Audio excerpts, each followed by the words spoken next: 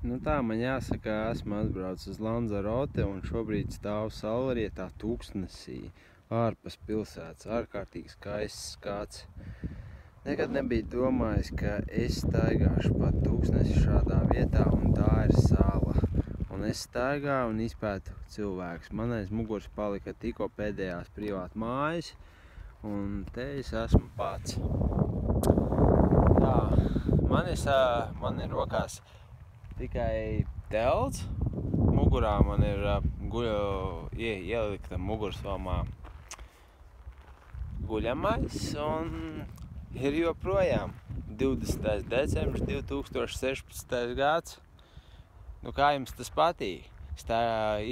Šo salu ir iespējams izstaigāt apmēram dienas laikā no viena krasta līdz otram. Ja spēks atļauj, droši to var darīt.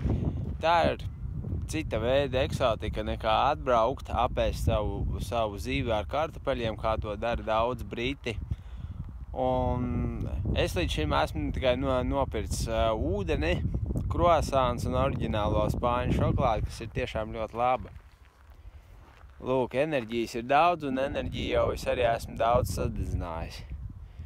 Lūk, visi sādi ēdieni, pasakaini skati, un to visu ir jāredz.